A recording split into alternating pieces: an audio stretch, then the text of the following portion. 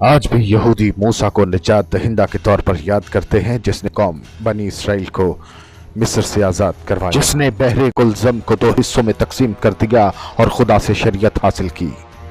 बयान करती है कि मूसा जैसा नबी फिर कभी और कोई नहीं हुआ जिससे खुदा ने खुद आमने सामने बात की हो।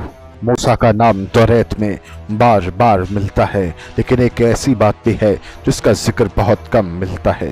ये है कि मूसा के 2 बेटे भी थे जिनका नाम जरसूम और एलिएज़र था। जहां हारून के बेटे काहिन बने, उन्होंने पाक कपड़े पहने और कहानत की और कुर्बान गाह की खिदमत करते रहे, वहीं मूसा के बेटे कहानी से जैसे गायब ही हो गए। ना तो उन्हें कहानत मिली, ना ही कोई और खिदमत मिली और ना ही कोई और शोहरत मिली। बस चारों तरफ खामोशी ही है। आखिर इसराइल के इतने बड़े नबी के बेटे इस पाक कहानी के अंदर गुम क्यों हो जाते हैं?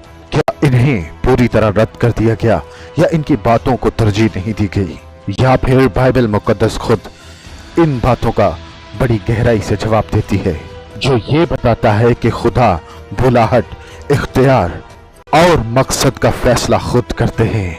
आज हम इस पैगाम को गहराई के साथ देखेंगे। इस वीडियो को आखिर तक देखिए और दूसरों के साथ जरूर बांटिए।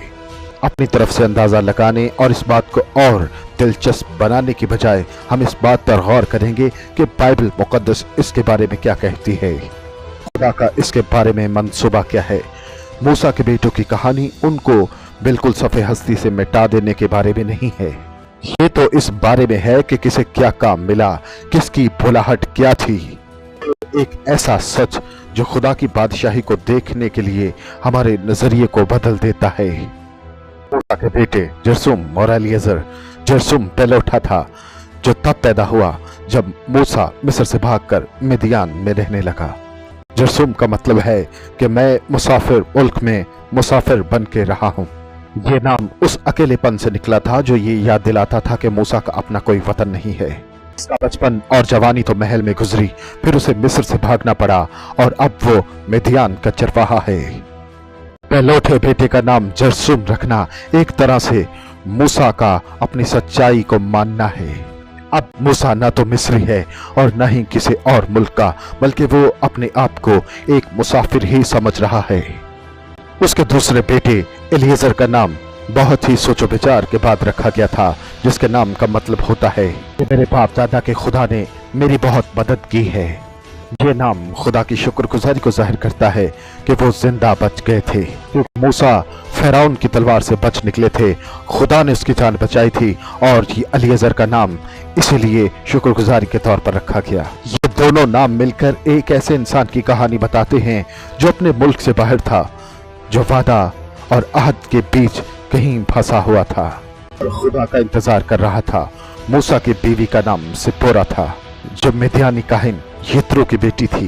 मूसा के दोनों बेटे मिस्र से बाहर, इसराइल से बाहर एक मिद्यानी काहिन के यहाँ पैदा हुए थे। वो मिद्यान में ही बड़े हुए।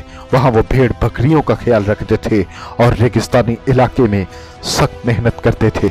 जब खुदा ने मूसा को फिर से मिस्र बुलाया तो सफूरा अपने दोनों बेटों को साथ लेकर आई। जब वो रास्ते में थे तो एक बहुत अजीब बात हुई। यहाँ बाइबल मुकद्दस हमें मूसा के मुश्किल तरीन वक्त के बारे में बताती है। मूसा खुदा के हुक्म से फिरौन से लड़ने के लिए मिस्र जा रहा था, तो रास्ते में खुदा ने मूसा को सजा दी। ना तो इसकी कोई वार्निंग थी और ना ही इसके बारे में पहले कभी बताया गया था। जो इंसान बनी इसराइल को मिस्रियों से निजात दिलाने के लिए चुना गया था, वो अचानक खुदा के इंसाफ के घेरे में आ जाता है और आगे जो कुछ भी होता है उससे पूरी बात साफ हो जाती है। सफूरा ने जल्दी की और हाथ पांव चलाए। उसने एक नोकीला पत्थर लिया और अपने बेटे का खतना कर दिया। फिर उसने मूसा के पांव को छुआ और कहा, सच में तू मेरे लिए लहू का दूल्हा है। और उसके फौरन बाद खुदा ने मूसा को छोड़ दिया और जाने दिया। ये जो कुछ भी हुआ ये अचानक नहीं था, क्योंकि खुदा ने इब्राहिम के साथ खतने का अहद बांधा था। इस बात का निशान था कि ये खानदान खुदा के साथ जुड़ा हुआ है। ये जिस्म पर ऐसी मोहर थी जो खुदा के अहद को बयान करती थी। इस पैगाम के दूसरा हिस्सा के लिए इंतज़ार कीजिए और हमें अपनी दुआओं में याद रखिए। खुदावंद यसु मसीह का फजल आप सबों पर होता रहे। God bless all of you. Amin.